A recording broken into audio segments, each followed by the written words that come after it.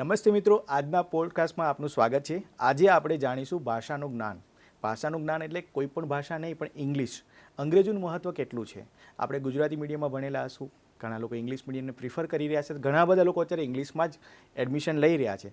છતાં પણ ઘણા લોકોને ગુજરાતી ગમે છે અને ગુજરાતમાં રહેવાવાળા લોકો એને વધારે મહત્ત્વ પણ આપે છે. પણ અંગ્રેજી ભાષાનું મહત્ત્વ કેટલું આપણી કારકિર્દીમાં અને આપણા જીવનમાં?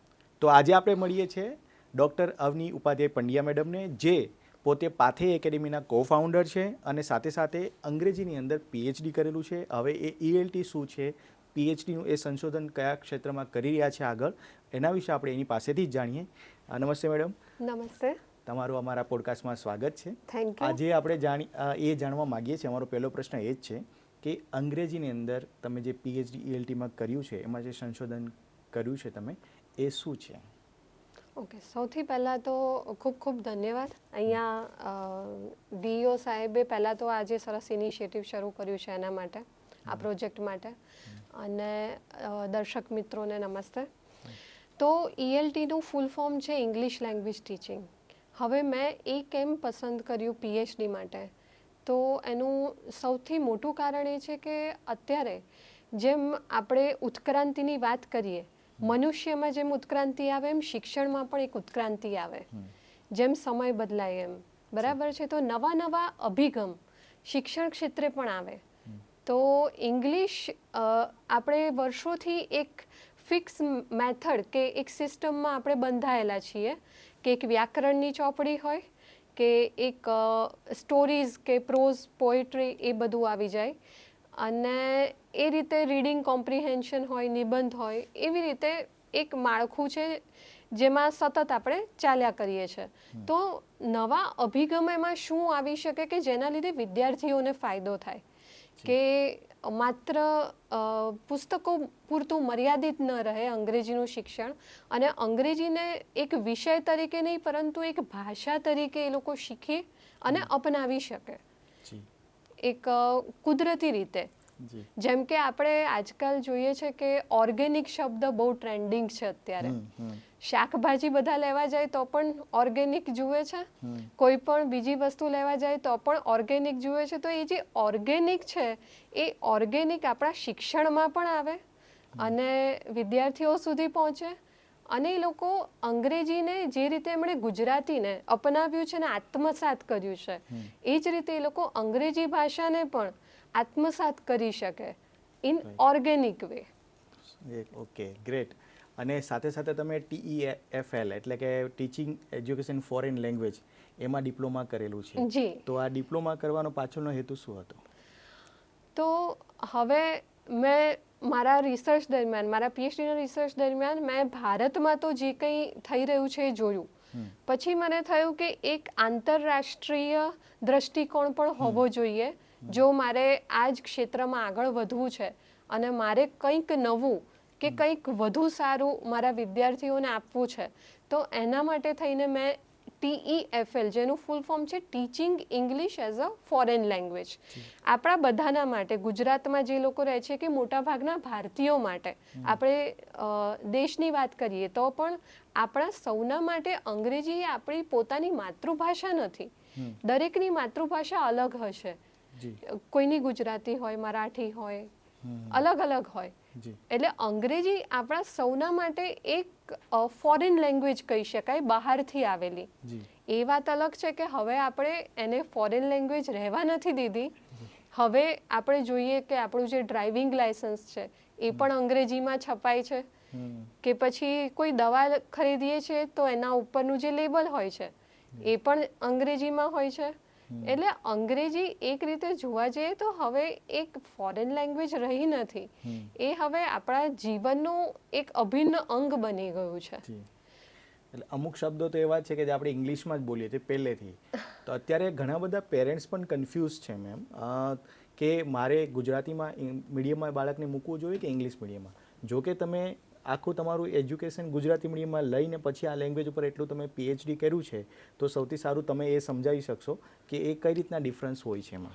હા, એટલે હું તમને ખાસ તો એવું કહીશ કે પહેલાં તો અંગ્રેજી માધ્યમમાં ભણે છે બાળક કે ગુજરાતી માધ્યમમાં, એનાથી બહુ ઓછો ફરક પડે છે જો તમારી પોતાની અંદર લગન કે એ પ્રકારની તાલાવેલી કે એ પ્રકારનું વાતાવરણ છે કે તમે જેમાં અંગ્રેજી શીખવા તત્પર છો, તો પછી એ મહત્વનું નથી કે તમે કયા માધ્યમમાંથી ભણ્યા છો. જેમ કે હું પોતે આપણે વાત કરી એમ કે હું પોતે ગુજરાતી મીડિયમમાં જ ભણેલી છું, અને તે છતાં જો હું એક આંતરરાષ્ટ્રીય કક્ષાનો ડિપ્લોમા લઈને આ જ અંગ્રેજી ભાષામાં જ આગળ એઝ અ લેક્ચરર કે પ્રોફેસર ઘણી જે જાણીતી સંસ્થાઓ કે યુનિવર્સિટીઝ છે ગુજરાતમાં એમાં ભણાવી શકતી હોઉં, અને કોઈ પણ ભૂલ વગર જો હું અંગ્રેજી બોલી શકતી હોઉં અને એક આત્મવિશ્વાસ સાથે બોલી શકતી હોઉં, તો જો હું કરી શકું તો એ કોઈ પણ વ્યક્તિ કરી શકે એમ છે. એટલે પહેલાં તો એ એક જે માનસિકતા છે, હું એને એક માનસિકતા કહીશ કે હું ગુજરાતી માધ્યમમાં ભણું છું કે ગુજરાતી મીડિયમમાં ભણ્યો છું કે ભણી છું, તો હું આગળ અંગ્રેજી ના ભણી શકું સારું, કે મારું અંગ્રેજી સારું કેવી રીતે હોઈ શકે, તો એ આખી માન્યતા જ ખોટી છે. અને સાચી વાત તમને જણાવું તો મેં મારા કારકિર્દીમાં અત્યાર સુધી ઘણા બધા વિદ્યાર્થીઓ એવા પણ જોયા છે કે જે અંગ્રેજી માધ્યમમાં ભણ્યા છે અને એમનું અંગ્રેજી ગુજરાતી માધ્યમમાં ભણેલા વિદ્યાર્થીઓ કરતાં ઘણું નબળું છે. જી, એટલે આપ જે નિર્મળ યુનિવર્સિટીમાં તમે એક્સ ફેકલ્ટી તરીકે તમે ટીચિંગ ફેકલ્ટીમાં હતા, અને ત્યારબાદ એ છોડીને તમે પોતાની જ એક પાથે એકેડેમી સ્ટાર્ટ કરી એઝ અ કો ફાઉન્ડર. તો તમે જ્યારે એ નિર્માણમાંથી છોડીને આ નવી વસ્તુ સ્ટાર્ટ કરી, તો એનો એક ઉદ્દેશ્ય એની પાછળનો શું હતો? પહેલાં તો મેં જે આપને વાત કરી ને એ પ્રમાણે કે આપણે વર્ષોથી એક જ પ્રકારનું સિલેબસ ચાલે છે. પહેલાં તો કે એ સિલેબસમાં ચેન્જીસ આવે છે, પણ એ ઘણા ઓછા અંશે આવે છે, અને એમાં પ્રેક્ટિકલ ચેન્જીસ એટલે કે જે એમને રિયલ લાઈફમાં આપણે કહી શકીએ કે જે રૂટીનમાં રોજે રોજ દરરોજ જે લોકોને કામમાં આવે, બાળકોને વાતચીતમાં કે ક્યાંક બહાર ગયા હોય, ક્યાંય વાતચીત કરવાની હોય તો કામમાં લાગે, એ પ્રકારના જે સંવાદ હોય એના માટે બહુ ઓછી અવેરનેસ પણ હોય છે, અને એના પ્રત્યે જે આખી જે મેં કીધું એ મેથડોલોજી જ અલગ છે. એટલે જ્યારે પાથેય એકેડમીની વાત કરું તો પહેલાં તો શરૂઆત હું પાથેય નામથી કરું કે પાથેય નામ કેમ? તો પાથેય એક સંસ્કૃત શબ્દ છે જેનો અર્થ થાય છે ભાથું. હવે ભાથું આપણે ક્યારે લઈ જઈએ? તો કે જ્યારે આપણે કોઈ જર્નીમાં જતા હોઈએ, કોઈ યાત્રામાં જતા હોઈએ, તો આપણું આખું જીવન જ એક યાત્રા છે. અને કોઈ પણ ભાષા જ્યારે આપણે શીખીએ છીએ તો કંઈ માત્ર 1 મહિના પૂરતી કે 2 મહિના પૂરતી નથી શીખતા, એ માત્ર શીખવાનો સમયગાળો હોય છે, પણ એ ભાષા આપણી સાથે રહેશે લાંબા સમય સુધી, એ આખું જીવન આપણી સાથે ચાલશે એ ભાષા, બરાબર છે? એટલે એ જે ભાથું છે એ ભાથું ભરી આપવાનું કામ અમે કરીએ છીએ. પછી આગળ એ ભાથાને વધુ સ્વાદિષ્ટ કેવી રીતે બનાવવું, કે એને આગળ જીવનમાં કેવી રીતે ઉપયોગમાં લેવું, એ દરેક વિદ્યાર્થીની ઉપર છે.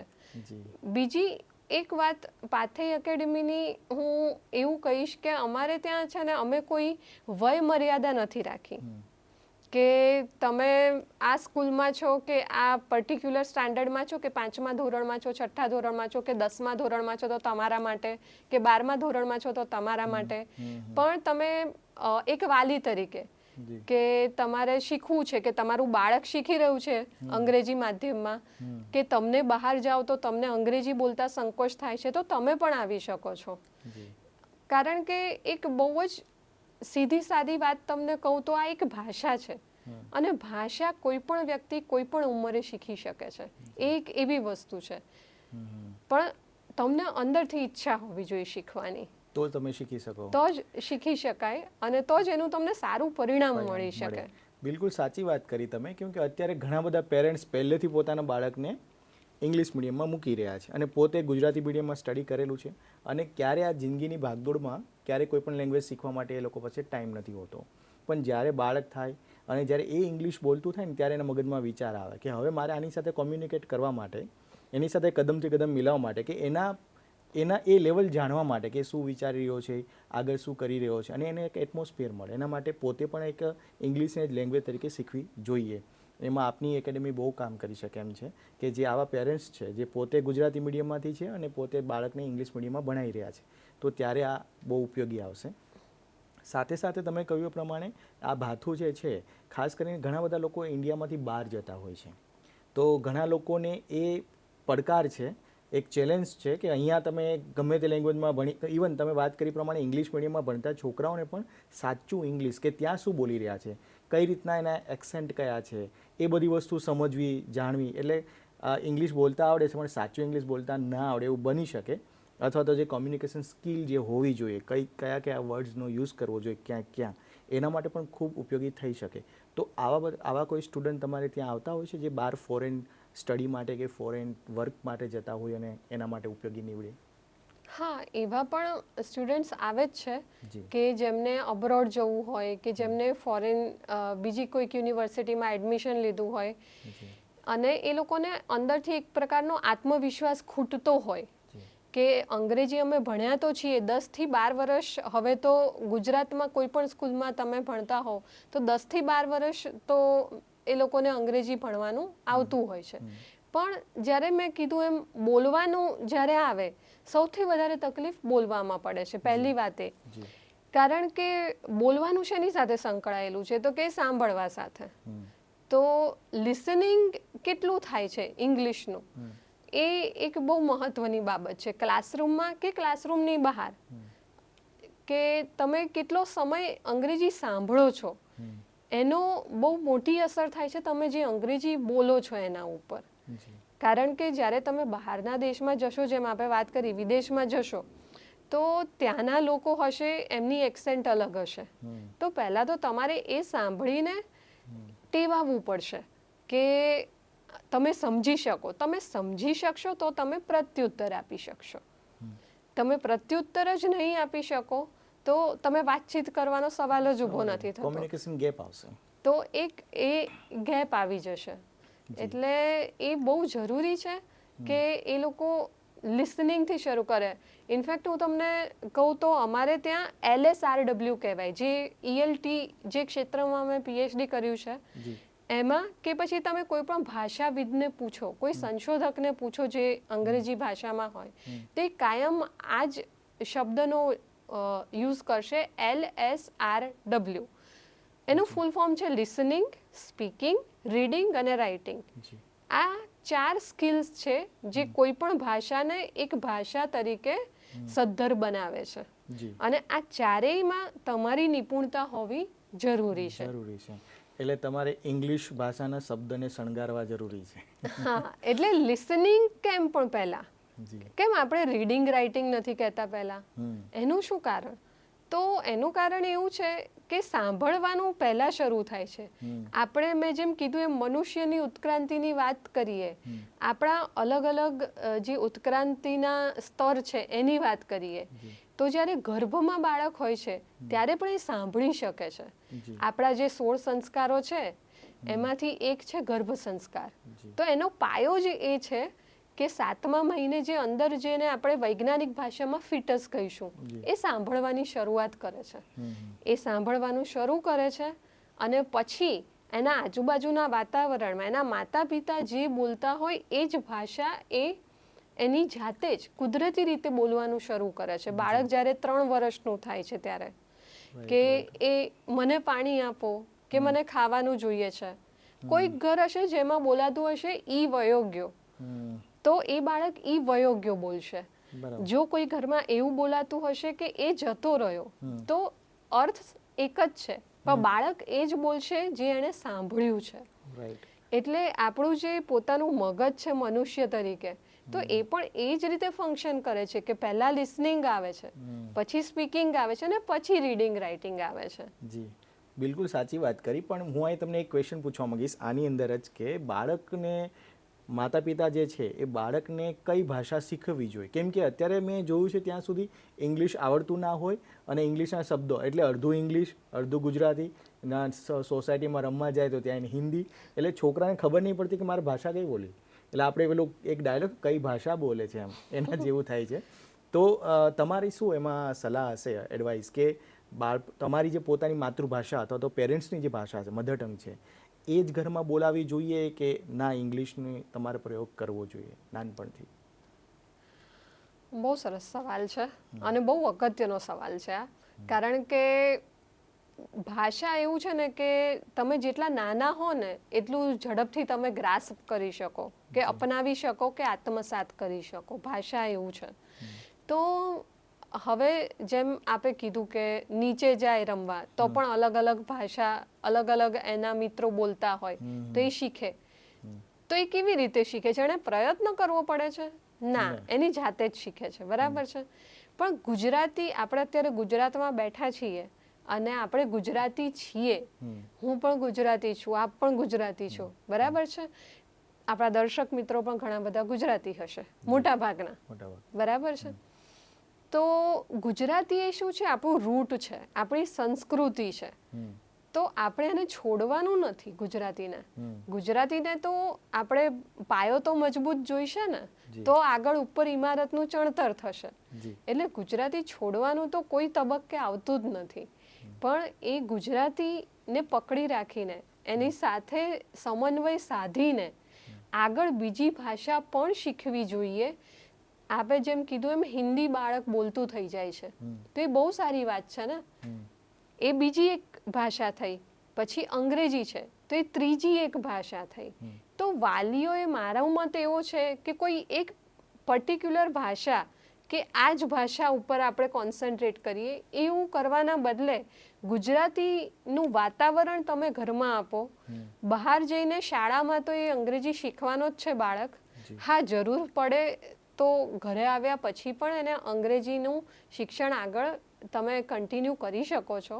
એમાં પણ પ્રયત્ન આગળ કરવાના જ છે. કારણ કે અંગ્રેજી ખૂબ અત્યારે મહત્વનું છે.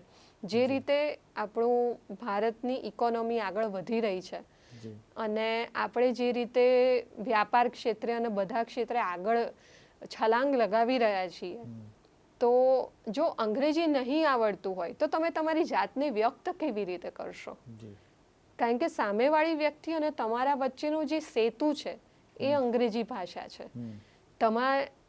ધારો કે બહુ સારું તમારું શિક્ષણ છે, તમારા ક્ષેત્રમાં તમે ખૂબ આગળ સારું એવું ભણેલા છો, પણ જો તમે એ વ્યક્ત નહીં કરી શકો કે તમને શું આવડે છે, તો આગળ તમે તમારી કારકિર્દીમાં આગળ કેવી રીતે વધશો? સામેવાળી વ્યક્તિને, ધારો કે તમે ઇન્ટરવ્યૂમાં જાઓ છો કે પછી વિદેશમાં જાઓ છો, તો તમારે એ અભિવ્યક્તિનો જે માધ્યમ છે એ ભાષા છે.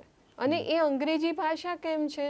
કારણ કે મોટાભાગના દેશોમાં અંગ્રેજી ભાષા બોલાય છે અને લોકોને ખબર પડે છે. તો એક જેને કોમન પ્લેટફોર્મ કોને, એ અંગ્રેજી ભાષા છે. એટલે એ મહત્વનું છે. કારણ કે મારી પાસે સારામાં સારી પ્રોડક્ટ છે, પણ હું વેચું કેવી રીતે? આપણે ગુજરાતીઓ તો વ્યાપાર માટે પંકાયેલા છીએ.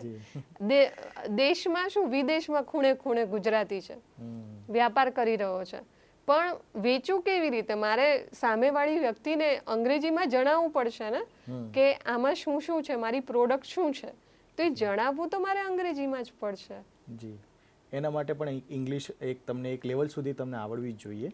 અને એના માટે જ તમે આ લેવલ માટે વાત કરી રહ્યા છો કે એટલું કમસે કમ આવડે કે પોતાની જાત વિશે કહી શકે, પોતાની પ્રોડક્ટ સમજાવી શકે, એ કોમ્યુનિકેશન માટે પણ આગળ વધી શકે, તો એનો પોતાનો એક બિઝનેસ પણ એક્સપાન્ડ થઈ શકે. ગુજરાતીઓ ખરેખર વ્યાપારમાં તો મજબૂત છે જ, લેંગ્વેજમાં પણ મજબૂત બનશે તો ઘણું આગળ જઈ શકશે. અને આ કોમન પ્લેટફોર્મ છે, તમારે કોઈ પણ સાથે વાતચીત કરવી હોય. અને અત્યારે જમાનો જે છે ઇન્ટરનેટનો છે, કોઈ પણ વ્યક્તિ સાથે વાત કરતી હોય ત્યારે ઇંગ્લિશને વધારે પ્રેફરન્સ આપતી હોય છે, વધારે એ ભાષામાં વાત કરતા હોય છે. સાથે સાથે હું તમને હવે એ વિશે પૂછવા માગું છું કે તમે જ્યારે તમારી કરિયર જર્નીની અંદર તમે આ લેંગ્વેજ સિલેક્ટ કરી, તો મેં જોયું કે તમારા 10th કે 12thની અંદર સારા એવા પર્સન્ટેજ હતા. તમે આ સામાન્ય વિજ્ઞાનની કરતાં પણ તમે સાયન્સ કે એવું પસંદ કરી શક્યા હોત, પણ ઇંગ્લિશ જ કેમ? તમે આમાં પહેલેથી તમે નક્કી કરેલો હતો તમારો કરિયર ગોલ કે કંઈ બીજો કંઈ ઉદ્દેશ હતો? બહુ રસપ્રદ સવાલ છે આ તો. અને હા, આ ઘણા બધાએ જાણવું જરૂરી છે. કારણ કે મારું તો ખાલી હું કહીશ કે એક ખાલી વાર્તા જેવું છે, પણ જો કદાચ એનાથી કોઈકને પ્રેરણા મળી જતી હોય તો ક્યાંક કોઈને મદદરૂપ થઈ શકે. તો હા, મારા 10માં બોર્ડમાં 86% હતા અને હું ઈચ્છત તો મને વિજ્ઞાન પ્રવાહમાં એટલે કે સાયન્સ સ્ટ્રીમમાં ખૂબ જ સરળતાથી એડમિશન મળી શકે એમ હતું. તે છતાં મેં આર્ટ્સ પસંદ કર્યું કારણ કે મને ભાષાઓ પ્રત્યે એક પ્રકારનો લગાવ હતો અને મને પહેલેથી જ સાહિત્ય ગમે. અને એવું નહીં કે અંગ્રેજીનું સાહિત્ય. ઉનાળાની રજાઓ દરમિયાન છે ને મારા મધર મને એક ચોપડીની દુકાન હતી નાનકડી, એમાં લઈ જાય કાયમ, અને ત્યાંથી મારે 5 થી 7 ચોપડીઓ ખરીદવાની હોય. એ દરેક વર્ષે જે ઉનાળાની વેકેશન આવે કે રજાઓ આવે ને એનું એ એક ફિક્સ હતું કે મારા મધર મને લઈ જાય અને મને જે ગમે એ. એટલે જેમ કે કુંદનિકા કાપડિયા છે કે વર્ષા અડાલજા છે, એ બધાને ઘણા હું કહીશ કે હું સ્કૂલમાં હતી ને ત્યારે જ મેં વાંચી લીધેલા. કે આપણે કનૈયાલાલ મુનશી કહી દો, ઝવેરચંદ મેઘાણી કહી દો. તો એ જે સાહિત્યનો છે ને એ વારસો જ મને મારા કુટુંબમાંથી જ મળેલો કે રજાઓ છે તો શું કરવાનું છે, તો વાંચવાનું છે. અને એ વખતે એ પ્રકારની એવી એક દોડ પણ નહોતી કે આ ક્લાસમાં આર્ટ ક્લાસમાં મૂકો, ક્રાફ્ટ ક્લાસમાં મૂકો, કે આમ કરો કે તેમ કરો. બરાબર છે. તો ગુજરાતીનો તો સાહિત્ય મને ત્યાંથી વારસો મળ્યો જ. સાથે સાથે મારી સ્કૂલમાં એ જે તે સમયે અંગ્રેજી એ લોકોએ હાયર સ્ટાન્ડર્ડની બુક્સ અમને આપવાની શરૂ કરી. એટલે ભલે હું ગુજરાતી માધ્યમમાં ભણતી હતી પણ મારે જે અંગ્રેજીની ચોપડી આવતી એ અંગ્રેજી માધ્યમવાળા જે ભણતા એ જ આવતી. એટલે હવે અચાનક જ અંગ્રેજી અમારે તો 5મા ધોરણમાં ઇન્ટ્રોડ્યુસ થયું અંગ્રેજી વિષય તરીકે, હું જ્યારે ભણતી હતી ત્યારે. એટલે ABCD જ અમે 5મા ધોરણમાં શીખ્યા એવું હું કહી શકું. અને અચાનક આવી રીતે અંગ્રેજી માધ્યમની ચોપડી તમને આપે કે તમારે આ ભણવાનું છે, તો શરૂઆતમાં તો અઘરું હતું પણ પછી ધીરે ધીરે મને એમાં ખૂબ જ રસ જાગ્યો. અને એ રસ જાગવા માટે મુખ્ય ભૂમિકા ભજવી છે મારા મધરને હું ક્રેડિટ આપીશ, કારણ કે એમને પોતાનું માસ્ટર્સ એમણે ઇંગ્લિશ લિટરેચરમાં કરેલું. અને બીજા મારા નાના એટલે મારા મેટર્નલ ગ્રાન્ડફાધર, મારા મમ્મીના ફાધર, જે વ્યવસાય એડવોકેટ હતા પણ એ જ મને અંગ્રેજી ભણાવતા મોટા ભાગનો સમય. અને મારું વ્યાકરણ ને એ બધું જે કંઈ આજની તારીખે પણ હું એમને જ શ્રેય આપું છું કે એમણે જે રીતે મને ડિટેલમાં ભણાવેલું એ રીતે આજના જમાનામાં મને નથી ખબર કે કોઈને ભણાવી શકવું પણ સંભવ છે કે કેમ. અને એક ખૂબ જ રસપ્રદ કિસ્સો છે કે હું જ્યારે ફોર્મ મળતા હોય ને, તમારે એડમિશન માટે ફોર્મ લેવા જવાનું હોય 10મા ધોરણ પછી, આપણે અલગ અલગ સ્કૂલમાં ફોર્મ ભરીએ અને મેરિટ બહાર પડે. તો હું સ્કૂલનું નામ તો અત્યારે નહીં લઉં પણ એ પર્ટિક્યુલર સ્કૂલમાં હું ગઈ અને મેં ફોર્મ માંગ્યું અને ભરીને આપ્યું અને મેં ટીક માર્ક કરેલું આર્ટ્સની સામે. તો એ જે સ્કૂલવાળા હતા જેમણે મારું ફોર્મ સ્વીકાર્યું એમણે મને પહેલાં તો ફોર્મ પાછું આપ્યું મારા હાથમાં કે બેટા તારાથી ભૂલ થઈ છે, તે આર્ટ્સમાં ટીક કર્યું છે, તારે સાયન્સમાં કરવાનું હતું ટીક. એટલે એમણે મારા પર્સન્ટેજ જોયા કે 86% છે અને આ છોકરીએ આર્ટ્સ સામે ટીક કર્યું છે, તો મને મારું ફોર્મ પાછું મળ્યું. એટલે પછી મેં એમને ફરીથી પાછું આપ્યું કે ના, આ ભૂલ નથી, મેં જાણી જોઈને આમાં ટીક કર્યું છે, મારે આર્ટ્સ જ ભણવું છે. એટલે પછી એમણે મને કહેવાનો તો પ્રયત્ન કર્યો કે તમને સાયન્સમાં મળી જશે એડમિશન, ને આર્ટ્સમાં તો કોણ જાય કે જેમને કે ક્યાંય એડમિશન ના મળે એ લોકો આર્ટ્સમાં જાય એમ. એટલે પછી એમણે એવું કર્યું કે મને ઉપર બોલાવી પ્રિન્સિપાલની કેબિનમાં. વયોવૃદ્ધ હતા પ્રિન્સિપાલ, અને એમણે મારું ફોર્મ હાથમાં લીધું અને મને પૂછ્યું. હવે 10મા ધોરણની છોકરી તરીકે મારી જે સમજ હતી એ પ્રમાણે મેં એમના સવાલોના જવાબ આપ્યા. એમણે પૂછ્યું કે તમારે કેમ આર્ટ્સમાં જવું છે બેટા, કે તમને તો સાયન્સમાં મળી જશે એડમિશન. મારા એ વખતે ગણિતમાં પણ 91 માર્ક્સ હતા, મને હજુ યાદ છે. એટલે એમણે મને એ પણ બતાવ્યું મને કે જો તારા ગણિતમાં પણ આટલા માર્ક્સ છે. એ મેમને એક જ વસ્તુ કીધેલી એ વખતે કે મને અંગ્રેજી ખૂબ ગમે છે, મને ગુજરાતી પણ ખૂબ ગમે છે, મને સંસ્કૃત પણ ખૂબ ગમે છે, પણ મને ગણિત સહેજ પણ નથી ગમતું.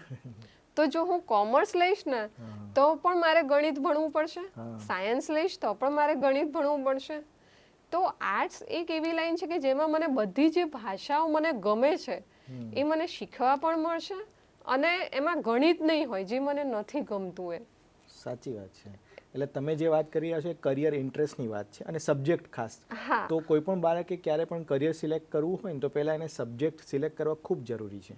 અમે લોકો પણ એ સલાહ આપતા હોય છે એઝ અ કાઉન્સિલર કે તમે જ્યારે 10th હો અથવા તો 8, 9, 10th હો ત્યારે તમારા જે સબ્જેક્ટ તમને ગમતા હોય ને આગળ એને રિલેટેડ જો કરિયર સિલેક્ટ કરશો તો આગળ તમને કરિયર બોરિંગ નહીં લાગે. ને અહીં ત્યારે તમારા માર્ક્સ તો આવી જશે, તમે બધા ઇન્ટેલિજન્ટ જ હોય છે, બધા છોકરાઓ છે સ્કોલર જ હોય છે. ફક્ત વસ્તુ કઈ છે, તમને કરિયર મોટિવેશન તમને શેમાં મળી રહ્યું છે, કેમાં તમને વધારે ઇન્ટરેસ્ટ પડી, રસ કેમાં પડી રહ્યો છે, રુચિના આધારે તમે સિલેક્શન કરશો તો ક્યારે પ્રોબ્લેમ નહીં આવે, જેમ તમે કર્યું. હા, એકદમ સાચી વાત છે. પણ એ રુચિ પણ એ બાળકને પોતાને ખબર હોવી જોઈએ. મને તો સેલ્ફ અવેર હોવા જોઈએ બાળકો. અને અત્યારના બાળકો થોડા ઘણા તો છે, પણ પેરેન્ટ્સે એને રિસ્પેક્ટ આપવી જોઈએ એના ડિસિઝનની. જે તમારા પેરેન્ટ્સે રિસ્પેક્ટ આપી કે ના, એ તમે ઘરે જઈને પછી તમે વાત ડિસ્કસ કરી હશે કે મેં આર્ટ્સ સિલેક્ટ કર્યું કેવું. હા, મારા માતા પિતાનો પહેલેથી જ મને ઘણો સપોર્ટ રહ્યો છે, કારણ કે મેં કીધું એમ સામાજિક એક્સપેક્ટેશન, જે અપેક્ષાઓ હોય સમાજની પણ એવી જ અપેક્ષા હોય કે ભાઈ બોર્ડમાં 86% આવ્યા છે તો એમ કે આગળ સાયન્સ જ લેશે એમ. એટલે કોઈક આવીને કંઈ પણ જાય મારા માતા પિતાને કે તમારી દીકરીને કે તમે સમજાવો કે શું કરી રહી છે, ભૂલ કરી રહી છે એમ. પણ મારા માતા પિતાએ મને ઘણો આમાં સહકાર આપ્યો અને એ સમજ્યા કે મારો રસ અને મારો રુચિ ક્યાં છે. મને ગમે છે અત્યારે પણ હું જે કરી રહી છું. Teaching is not something that I do, teaching is something I am. So હું એ કરી નથી રહી, એ મારી અંદર જ છે, એક સાધના છે. અને મને મજા આવે છે, અને મેં જેમ કીધું એમ તમને નવું નવું શીખવા મળે છે. એ બહુ ઓછા લોકોને મળતું હોય કે જે પોતાનો શોખ હોય કે રસ હોય અને એ જ પોતે તમારા કામમાં કરી રહ્યા હો તો તમને ક્યારેય થાક નહીં લાગતો અને ક્યારેય સંઘર્ષ નથી કરવો પડતો તમારે કંઈક સાબિત કરવા માટે, કેમ તમને મજા જ આવે. અને બીજી વસ્તુ તમે જે વાત કરી કે અત્યારે હાલના જે શિક્ષણ આપણું જે છે બધા પોતપોતાની રીતે શિક્ષણ લઈ રહ્યા છે, શિક્ષણ આપી રહ્યા છે, અને તમે જે વાત કરી રહ્યા છો કે એક આપણો એપ્રોચ હોવો જોઈએ, ટીચિંગ એપ્રોચ નહીં પણ લર્નિંગ એપ્રોચ હોવો જોઈએ. જો લર્નિંગ એપ્રોચ હશે, જેમ તમે તમારું લર્નિંગ તમે સિલેક્ટ કર્યું કેમ કે તમારે લેંગ્વેજ શીખવી હતી એટલે તમે એ એપ્રોચથી ગયા તો તમે અત્યારે એટલા સક્સેસફુલી તમે આગળ વધી રહ્યા છો. સાથે સાથે હું તમને એ પૂછવા માગીશ કે તમારા અત્યારે તમે જે વાત કરી કે આ પ્રકારે હોવું જોઈએ, તો શું એવી કોઈ સ્કૂલ હોવી જોઈએ કે જે બાળકોને જેમાં ઇન્ટરેસ્ટ પડે એ જ વસ્તુ એનું એક સિલેબસ બને, એ જ એની માર્કશીટ બને અને એમાં જ એને આગળ વધારવામાં આવે, એવું કંઈ હોઈ શકે ખરું અથવા એવું હોવું જોઈએ ખરું? આ તો ખૂબ એક સરસ કન્સેપ્ટ છે. આવું હોવું જોઈએ, અને હું તો તમને એવું કહીશ કે પહેલાના જમાનામાં આવું એકચ્યુઅલી હતું. ઓકે. કે એ જમાનામાં જ્યારે ગુરુકુળ હતા ત્યારે એક બાળક બધું જ શીખતો. એ રસોઈ બનાવવાનું પણ શીખતો, સીવણ પણ શીખતો, ગૂંથવાનું પણ શીખતો. એટલે જેને આપણે અત્યારે લાઈફ સ્કિલ્સ કહીએ છીએ ને, એને આપણે લાઈફ સ્કિલ્સ કહીએ છીએ કે તમે કોઈ પણ, જેમ આપણે વાત કરી, છોકરાઓ બધા વિદેશ આજકાલ ઘણા જાય છે, મેગી બનાવતાય નથી આવડતું. એટલે એ તમે સર્વાઈવ કેવી રીતે કરો? તો પછી તો એ જે લાઈફ સ્કિલ્સ કહેવાય ને એ તો બધા આવડવા જ જોઈએ. અને હા, એવી શાળાઓ પહેલા હતી અને ઘણી બધી શાળાઓ હજુ પણ અમુક તમારે શોધવી પડે એમ છે. ગુજરાતમાં પણ છે અને ગુજરાતની બહાર પણ મને ખ્યાલ છે કે અમુક શાળાઓ છે કે જેમણે એવો અભિગમ અપનાવ્યો છે કે આપણે કોઈ પર્ટિક્યુલર બોર્ડ પ્રમાણે નહીં જઈએ, કોઈ સિલેબસ નહીં હોય આપણે, કારણ કે દરેક બાળક અલગ છે, એનું જીવનમાં એની વૃત્તિઓ અલગ છે, એનો અભિગમ અલગ છે. તો દરેક બાળકને એક યુનિક ચાઇલ્ડ તરીકે આપણે ટ્રીટ કરીએ અને પછી એને જોઈએ કે એને શેમાં ઇન્ટરેસ્ટ પડે છે, તો એ આગળ જઈને આર્ટિસ્ટ પણ બની શકે, ક્રિકેટરે બની શકે, કે ફૂટબોલ પ્લેયર પણ બની શકે, કે સિંગર પણ બની શકે. તો એ ઓપોર્ચ્યુનિટીઝ એના માટે ઓપન રહે. અને સાચું કહું તો અત્યારનો જમાનો એવો છે કે તમે ટેક્સ્ટ બુક માત્ર ભણી લેવાથી કે કોઈ તમને એક ડિગ્રી મળી જવાથી એ કોઈ સ્ટેમ્પ નથી લાગી જતો કે તમને જીવનમાં સફળતા મળશે જ. ઘણો મોટો આધાર રાખે છે તમારા સ્કિલ સેટ ઉપર, તમારા સ્કિલ્સ ઉપર, કે તમે શું કરવા સક્ષમ છો અને તમે કેવી રીતે આગળ વધો છો. એવા ઘણા બધા કિસ્સાઓ છે, જેમ કે ફોર્ડ છે જ્યાં ગાડી બનાવી રહ્યા છે એ ક્યાં ભણેલા હતા નહીં, પણ એની સ્કિલ હતી. જ્યારે હું તમને એક કિસ્સો નાનો સંભળાવીશ એના વિશે, કે જ્યારે એક ઇસ્યુ થયો એના આખી કંપનીની અંદર અને એને બોલાવવામાં આવ્યા, તો ન્યાયાધીશે એને કીધું કે તમે આ વસ્તુ તમે કરી નહીં શકવાના, તમે જે કંપની સાથે ડીલ કરી રહ્યા છો અને એ કંપનીમાં તમે આગળ એવું કંપનીને લાગી રહ્યું છે અને કંપની હવે તમારી સાથે એ કોન્ટ્રાક્ટ રદ કરવા માગે છે. એની સામે એણે કેસ કર્યો કે આ કોન્ટ્રાક્ટ રદ થવો ના જોઈએ, કેમ કે કંપનીને એવું લાગ્યું કે આ ફોર્ડ છે જે આખી કંપની ચલાવી રહ્યા છે ભણેલા નથી. તો એના ઉપર આખી જે બહસ થઈ અને બહસની અંદર એવું એ ફોર્ડે એવું કીધું કે તમારે એવા વ્યક્તિ જોઈએ છે કે જે આ વસ્તુ સંભાળી શકે. તો હું એ MBA કરેલા લોકોને આમાં મૂકી શકું, પણ મારું વિઝન છે, મારી જે દિશા છે એ તમારી એક ભણતર એ બદલી નહીં શકે કે એ રદ ના થઈ શકે. અને એ કેસ જીતી અને આગળ વધ્યા હતા. એટલે આ એક તમે કીધું સાચી વાત છે, કોઈ સ્ટેમ્પ ના મારી શકે કે તમે આગળ તમે ગમે ગ્રેજ્યુએટ થયેલા લોકો પણ અત્યારે નથી અને કંઈ બેરોજગાર છે. એવું કહેવાય છે કે 140 કરોડની જે આપણી કન્ટ્રીની જે અત્યારે પોપ્યુલેશન છે, કઈ રીતના કોઈ લોકો પોતાને બેરોજગાર કહી રહ્યા છે, કેમ કે તમે કરવાનું ઘણું બધું છે. અત્યારે સામાન્ય એક તમે આપણે બધી કહેવાય ને કે બધી અલગ અલગ એપ્લિકેશન્સની અંદર તમે જશો તો તમે જે કંઈ પણ તમારે જોઈએ તમને મળી જતું હોય છે. એમાં લોકો બિઝી હોય છે. ડૉક્ટર વિઝિટ કરવાના પૈસા નથી લેતા, એટલે એક પ્લમ્બર કે તમને મિકેનિક તમારા ઘરે AC રિપેર કરવા માટે વિઝિટ કરવાના પૈસા લેતા હોય છે. એક ઇલેક્ટ્રિશિયન પણ વિઝિટ કરવાના પૈસા લેતા હોય છે. તો આ બધી સ્કિલ બેઝ પ્રોગ્રામ પણ ગવર્મેન્ટ પણ પ્રમોટ કરી રહી છે અને લોકો એમાં જવું જોઈએ અને પોતાનું કામ ચાલુ કરવું જોઈએ, તો ક્યારેય પ્રોબ્લેમ નથી આવવાનો.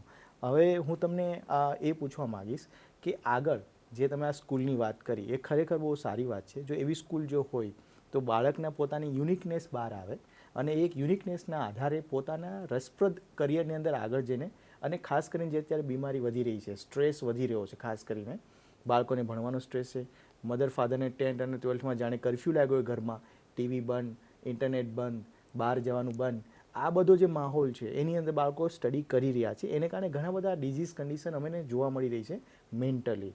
તો જે તમે વાત કરી પ્રમાણે જો એને ઇન્ટરેસ્ટેડ વસ્તુમાં જ હશે ને કોઈ સ્ટ્રેસ જ નહીં આવે, તો પોતાની લાઈફ અને આસપાસના લોકોની લાઈફ સરળ બનશે, સ્ટ્રેસ નહીં આવે. તો એ પણ એક વધુ મહત્ત્વનું વાત છે. હવે તમને એક સવાલ એ પૂછવા માગીશ કે અંગ્રેજી મીડિયમની અંદર ભણેલા બાળકો છે, હવે એ લોકોને બહાર કોઈ કન્ટ્રીની અંદર જઈ રહ્યા છે, એમાં પણ ઇંગ્લિશ એને આવડે છે એવું સાબિત કરવું પડે છે. અમુક પ્રકારની એક્ઝામ્સ આપીને એનું લેવલ સાબિત કરવું પડતું હોય છે. તો એ લોકોએ ખાલી એ લેવલ ઉપરથી ઇંગ્લિશ કરીને જવું જોઈએ કે કોઈ સારો એવો કોઈ લાઈફ સ્કિલ છે, કમ્યુનિકેશન સ્કિલ છે, એવા પ્રોગ્રામ સાથે પર્સનલ ડેવલપમેન્ટ છે એની સાથે આગળ વધવું જોઈએ? એના વિશે થોડું કહેશો? હા, જરૂરથી. જે વિદ્યાર્થીઓને વિદેશ જવું છે, કે જેમનું પ્લાનિંગ અત્યારથી છે જ કે હું આગળ ભણવા કે પછી વ્યવસાય માટે હું વિદેશમાં જવા ઈચ્છું છું, તો જો તમને અત્યારથી ખબર જ છે તો પહેલાં તો રોજ તમે અંગ્રેજી શીખવાને માટે કેટલો સમય ફાળવો છો, પહેલું તો એ.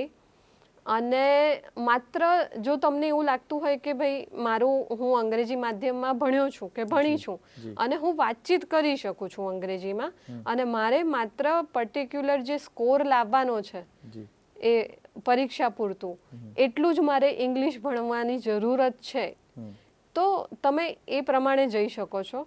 પણ જો તમને એવું છે કે ભાઈ તમે પબ્લિકમાં બોલવા માટે ઊભા થાવ ત્યારે તમને નર્વસ ફીલ થાય છે કે પછી તમને અંદર આત્મવિશ્વાસ ખૂટતો હોય એવું લાગે છે કે તમે બોલતા વખતે અચકાઓ છો, કે પછી તમારા માટે કોઈ ઇન્ટરવ્યૂમાં કે કોઈ પબ્લિક પ્લેસમાં જતી વખતે સૌથી મોટો ભય જો તમને એ સતાવતો હોય કે આવતીકાલે મારે અંગ્રેજીમાં બોલવાનું છે, કે આવતીકાલે મારે અંગ્રેજીમાં બોલવું પડશે કે મારે ઇંગ્લિશમાં બોલવું પડશે, તો એ જે ઇંગ્લિશમાં બોલવું પડશેનો જો ભય તમને સતાવતો હોય તો એનો અર્થ એ છે કે ભલે તમે ગમે તે માધ્યમમાં ભણ્યા છો પણ હજુ તમને એ પ્રેક્ટિસ નથી અને એ આત્મવિશ્વાસ કેળવવો ખૂબ જરૂરી છે. તો એ કેસમાં કોઈ પર્ટિક્યુલર એક્ઝામ માટે ભણવા જતાં પહેલાં એમણે એમનો પાયો મજબૂત કરવો જરૂરી છે. એટલે જે મેં પહેલાં વાત કરીએ LSRW, listening, speaking, reading, writing, આ ચારે ચાર સ્કિલ્સ ખૂબ જ મહત્ત્વના છે. પણ સૌથી ઓછું મહત્ત્વ જે સ્કૂલના શિક્ષણ દરમિયાન બાળકો આપે છે કે વિદ્યાર્થીઓ આપે છે કે ઇવન વાલીઓ પણ ખૂબ ઓછું મહત્વ આપે છે, એ છે લિસનિંગ અને સ્પીકિંગ. જી રીડિંગ અને રાઇટિંગને તો ખૂબ મહત્વ આપી જ દેવાય છે કે વાંચીને યાદ કરી લે છે કે ગોખી લે છે, ચલો એવું માની લઈએ. પણ એટલે એમના માર્ક્સ તો આવી જાય છે, સ્કોર તો આવી જ જાય છે, પણ જ્યારે ઊભા થઈને બોલવાનું આવે છે તકલીફ ત્યારે પડે છે. બોલવામાં અને ભાષાને સમૃદ્ધ બનાવવામાં તમે જે પહેલાં વાત કરી કે જે લેંગ્વેજ છે ભાષાને સમૃદ્ધ બનાવવી કઈ રીતના, મેં વાત કરી શબ્દોને કઈ રીતના શણગારીને તમારે વાત કરવી, નવા નવા જે શબ્દકોશની અંદર ઘણા બધા શબ્દો એડ થતા જાય છે, એના વિશે અવેર રહેવું અથવા તો એને પોતાની જાતને અપડેટ કરવી. આજકાલ તો ઘણું બધું એવું પણ ચાલે છે કે એક વ્યક્તિ ઓપોર્ચ્યુનિટીને આ રીતના બોલે છે, કોઈ ઓપોર્ચ્યુનિટી બોલે છે, મતલબ કે એક્સેન્ટને પણ લોકો અત્યારે જોઈ રહ્યા છે કે તમે કઈ પેલામાં બોલી રહ્યા છો. એના વિશે તમે જરા વાત કરશો થોડી?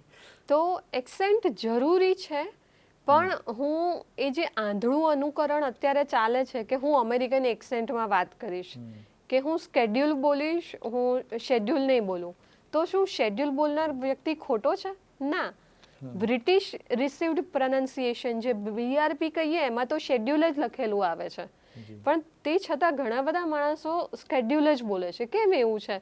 તો એક એમ કે એક્સેન્ટ, એમ કે અમેરિકન એક્સેન્ટમાં હું વાત કરીશ તો એવું સામેવાળી વ્યક્તિને લાગશે કે મને સારું અંગ્રેજી આવડે છે, એટલે ઇમ્પ્રેશન સારી પડશે મારી.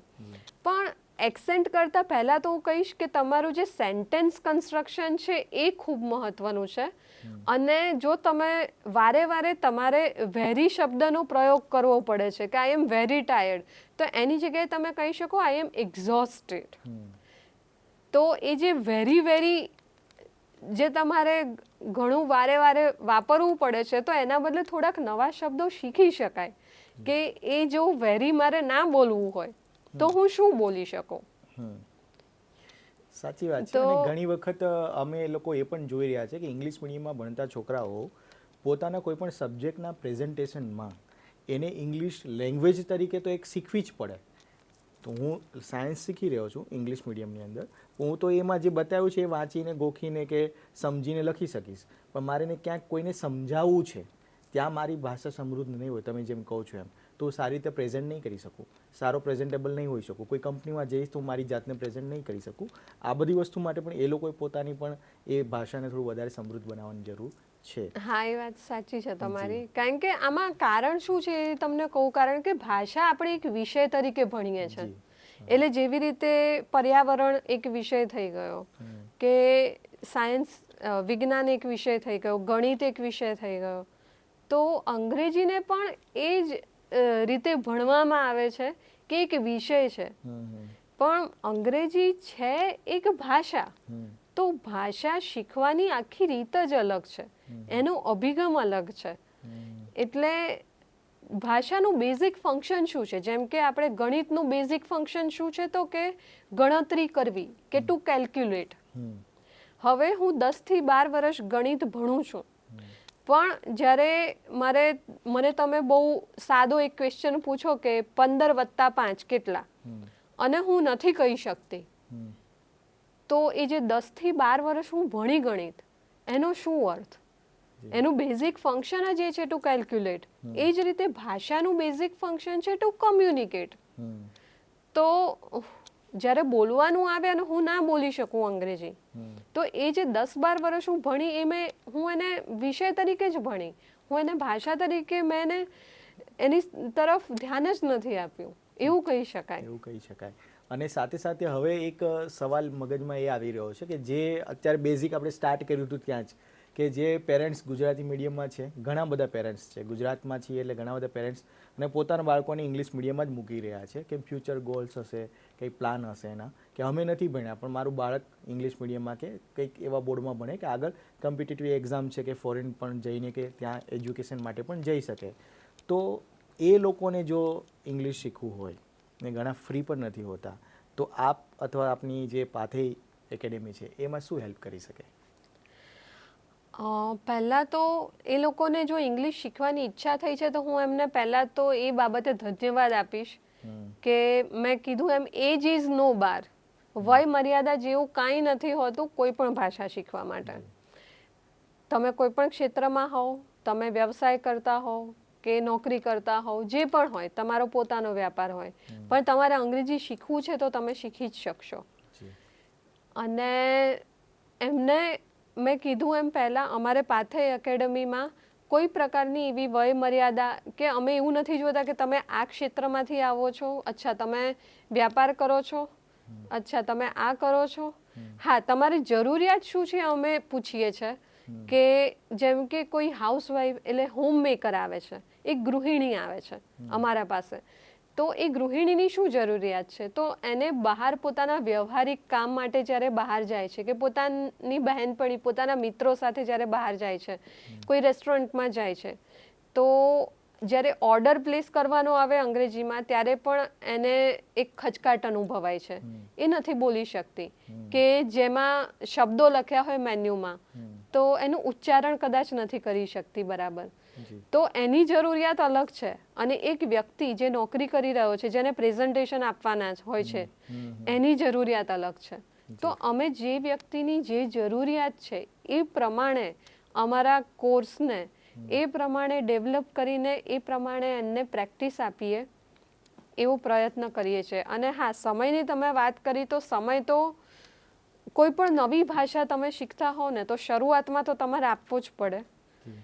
એ રોજ તમારે એ ભાષાના સંપર્કમાં રહેવું જરૂરી છે, કારણ કે એનું સૌથી મોટું કારણ એ છે એના સંપર્કમાં રહેવું જરૂરી છે. અને તમે સંપર્કમાં કેવી રીતે રહી શકો? તો એ ભાષાનું તમે સાંભળો કંઈક, એ ભાષાનું કંઈક વાંચન કરો કે તમે કોઈની સાથે વાત કરો. હવે ઘરનું વાતાવરણ ગુજરાતમાં આપણે મોટા ભાગે એવું હોય કે ઘરે કોઈ અંગ્રેજીમાં વાત ન કરતું હોય, બરાબર છે, સ્વાભાવિક છે. તો એવે કેસમાં તમે આવી રીતે જો કોઈ ક્લાસ જોઈન કરો છો કે અમારી એકેડમી પાથે એકેડમીમાં આવો છો તો અમે તમને ત્યાં જ બોલાવડાવીએ છીએ. એટલે તમે બોલવાનું તો શરૂ કરી જ દો છો. અને અમે એવું નથી કહેતા કે તમે અઠવાડિયા પછી અંગ્રેજી બોલી શકશો. અમારે ત્યાં પહેલા દિવસથી અમે અંગ્રેજી બોલાવડાવીએ છીએ કે તમે આવ્યા, તમે ત્યારથી જ અંગ્રેજી બોલવાનું શરૂ કરો છો. ભલે તમારું સેન્ટેન્સ કન્સ્ટ્રક્શન કે તમારી વાક્ય રચના બરાબર નહીં હોય, ભૂલો પડતી હશે, ભાંગ્યું તૂટ્યું બોલતા હશો, ચલો, પણ અંગ્રેજી બોલવું જરૂરી છે. જેમ આપણે સ્વિમિંગ શીખતા હોઈએ કે ગાડી ડ્રાઈવ કરતા શીખતા હોઈએ તો એને કરવું જરૂરી છે. ખાલી હું એના વિશે વિડીયો જોઉં કે અચ્છા સ્વિમિંગ આ રીતે થાય છે તો મને સ્વિમિંગ આવડી જશે? હું પોતે જ્યાં સુધી સ્વિમિંગ નહીં કરું ત્યાં સુધી મને સ્વિમિંગ નથી આવડવાનું. એટલે આ પણ એ રીતનું જ છે. જી, બહુ સારી વાત કરી તમે. હવે તમને એક લાસ્ટ એ પૂછવા માંગીશ કે અમારા બાળકો જે ઇંગ્લિશમાં જ ભણી રહ્યા છે અથવા તો જો ગુજરાતીમાં ભણી રહ્યા છે એને થોડી ટિપ્સ આપશો.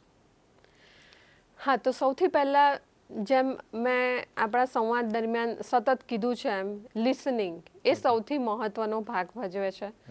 તો રોજ તમે થોડોક સમય 10 મિનિટ 15 મિનિટ તમે સેલફોન યુઝ કરો છો, તમારો મોબાઈલ ફોન યુઝ કરો છો, તો એમાં કંઈક તમે ઇંગ્લિશમાં જુઓ કે સાંભળો અને તમને જેમાં રસ હોય એમાં સાંભળો. એટલે જો તમને સ્પોર્ટ્સમાં રસ છે તો સ્પોર્ટ્સને લગતું કંઈક સાંભળો કે રમતગમતના ક્ષેત્રે શું થઈ રહ્યું છે, એને લગતા સમાચાર હોય કે એને લગતું કોઈ વિદેશી વિડીયો હોય એ સાંભળો. એમાં નીચે છે ને પેલા સબટાઇટલ્સ આવતા હોય છે, તો એ સબટાઇટલ સાથે તમે શરૂઆત કરી શકો કે તમને બરાબર નથી સમજાતું કારણ કે જે વિદેશી વ્યક્તિ બોલતું હોય તો એના પોતાના ઉચ્ચારણ અલગ હોય, એની બોલવાની લઢણ અલગ હોય, તો શરૂઆતમાં એ સમજતા વાર લાગે. તો એ સબટાઇટલ સાથે તમે એ વિડીયો જોઈ શકો. અને શું થશે કે રોજ તમારા કાનમાં પડશે. હવે એક શબ્દ જે તમે આજે સાંભળ્યો છે એ 5 દિવસ પછી તમે ફરીથી બીજી કોઈ વિડીયોમાં કે બીજા કોઈક ઓડિયોમાં ફરીથી સાંભળશો ત્યારે તમે એની સાથે કનેક્ટ કરી શકશો કે હા આ શબ્દ આવેલો મેં સાંભળ્યો છે. અને પછી ધીરે ધીરે તમે એનું ઉચ્ચારણ પણ સમજવા લાગશો અને એ પ્રમાણે તમે એમાં પ્રતિભાવ તમારો પણ આપી શકશો. જી, બહુ સારી વાત કરી. અમે આ સારથી પ્રોજેક્ટ દ્વારા એએમએ અમદાવાદ અને ડીઓ કચેરી દ્વારા આ પ્રોગ્રામ ચલાવી રહ્યા છે પોડકાસ્ટ, અને ઘણા બાળકોને કારકિર્દીને લઈને અને ઘણા બધા ક્વેશ્ચન હોય છે એ અમે ક્વેશ્ચન અમારા વોટ્સઅપમાં લઈ રહ્યા છે. કોઈ ક્વેશ્ચન હશે તો આપને પણ અમે આપીશું જેનું તમે નિરાકરણ કરી શકો. ચોક્કસ. અને અમારા સારથી પ્રોજેક્ટ વિશે તમે શું કહેવા માંગશો? પહેલાં તો મને નામ જ ખૂબ ગમ્યું છે, સારથી. જી. આપણે કૃષ્ણ ભગવાનની વાત કરીએ તો એ મહાભારતમાં સારથી બનેલા. એટલે સારથી શું છે પહેલાં તો એ સમજીએ કે જે ગાઈડ કરે છે, માર્ગદર્શન આપે છે. જી. બરાબર છે. તો આ જે સારથી પ્રોજેક્ટ છે એનાથી માત્ર વિદ્યાર્થીઓને નહીં પણ વાલીઓને પણ ઘણો લાભ મળે છે. જી. એમને માર્ગદર્શન મળશે કે કારકિર્દીમાં કે એમને ઉચ્ચતર ભણતર માટે એમના આગળ ક્યાંક જવું છે, વિદ્યાર્થીને બહાર જવું છે કે શું કરવું છે, કયા ક્ષેત્રમાં જઈ શકે, કે કયા ઓપ્શન્સ અવેલેબલ છે. કારણ કે ઘણી વખત તો એ જ નથી ખબર હોતી કે કયા ઓપ્શન્સ અવેલેબલ છે. જેમ કે આ પોડકાસ્ટ થ્રુ મારા ખ્યાલથી આની પહેલાં એક મહેમાન આવેલા જેમણે યુપીએસસી જીપીએસસી વિશે વાત કરી, બરાબર છે. તો એ બહુ મહત્વનો મુદ્દો છે કારણ કે સિવિલ સર્વિસીસમાં અત્યારે જરૂર છે કે આપણને જેવું કોઈ નવું એક જુવાન કે એક યંગ વ્યક્તિ આવે તો એક નવો દ્રષ્ટિકોણ લઈને આવશે. જી. એ પણ આપણા ગુજરાતી હોય તો વધારે સારું પડે. અમે એ વાત ખાસ કરી. અને એ ગુજરાતને આગળ લઈ જવા માટે કામમાં લાગશે કે પછી એનો એ જે નવો દ્રષ્ટિકોણ હશે એનાથી ઘણા ફેરફાર, ઘણા સારા સુધાર પણ આવી શકે આપણી જે સિસ્ટમ છે એમાં. જી. અને આપણે ગુજરાતને આમ તો હું કહીશ કે ઓલરેડી આપણે વર્લ્ડ મેપ ઉપર મૂકી જ ચૂક્યા છે, thanks to our PM Shri, જે પોતે એક ગુજરાતી છે. બરાબર છે. તો હવે ગુજરાતીની તાકાત વિશે તો આમાં કંઈ કહેવાનું રહેતું જ નથી. પણ આ જે સારથી પ્રોજેક્ટ છે એનાથી ખરેખર ઘણા બધા લોકોને, હું તો ડીઈઓ સાહેબને પણ આ બાબતે ધન્યવાદ કરીશ કે એમણે આ એક સુવિચાર કહીએ એમને આવ્યો અને એના ઉપર એમણે એક્ઝિક્યુટ કર્યો કે આ જે પોડકાસ્ટ જઈ રહ્યો છે એ દરેક ગામડે કે કોઈ ગામડામાં બેઠેલું બાળક હશે તો એ પણ જોતું હશે, એને પણ આમાંથી કંઈક શીખવા મળશે કે કંઈક જાણવા મળશે અને આગળ એની જે યાત્રા હશે, એની જે જર્ની હશે એમાં એને ઘણો લાભ થશે આનાથી. એટલે આ જે સારથી પ્રોજેક્ટ છે એ ખૂબ જ સારું ઇનિશિયેટિવ છે અને આપણા ગુજરાત માટે, આપણા ગુજરાતના જે યંગસ્ટર્સ છે, આપણો જે યુવા વર્ગ છે એમના માટે અને એમના પેરેન્ટ્સ માટે પણ આ એક બહુ મોટો આશીર્વાદરૂપ છે એમ હું કહીશ. જી બિલકુલ. Thank you so much. તમે એના વિશે વાત કરી, સારથી વિશે. સારથી પ્રોજેક્ટની અંદર થોડી વધારે વાત કરીએ તો અમે લોકો દરેક અલગ અલગ પ્રકારના એક્સપર્ટને બોલાવીને આ પોડકાસ્ટ કરી રહ્યા છે. દરેક ક્ષેત્રમાં જેણે પોતાનું એક અલગ આગવું સ્થાન પ્રાપ્ત કર્યું છે એ લોકો આવી રહ્યા છે. તો તમને એક પ્રેરણા પણ મળશે, ઇન્સ્પિરેશન પણ મળશે અને સાથે સાથે તમે ત્યાં સુધી પહોંચી શકો છો એવી તમને મોટિવેશન મળશે. તો હવે અહીંયા અમે લોકો રજા લઈશું અને નેક્સ્ટ પોડકાસ્ટમાં ફરીથી મળશું. ખૂબ ખૂબ ધન્યવાદ અવની મેમ. ધન્યવાદ. દર્શક મિત્રોનો પણ ખૂબ ખૂબ ધન્યવાદ. તમે આટલી ધીરજથી અને અમને સાંભળ્યા એના માટે. અને આમાંથી કંઈક તમે પણ ભાથું એટલે કે પાથે લઈને જાઓ, બસ એવી અપેક્ષા. Yes ma'am. અને હવે ફરીથી આપણે એક નવા પોડકાસ્ટ સાથે મળીશું અને નવા પોડકાસ્ટની અંદર એક નવા ગેસ્ટને, વિશેષ મહેમાનને આપણે સાંભળીશું. ત્યાં સુધી અમને રજા આપશો. નમસ્કાર.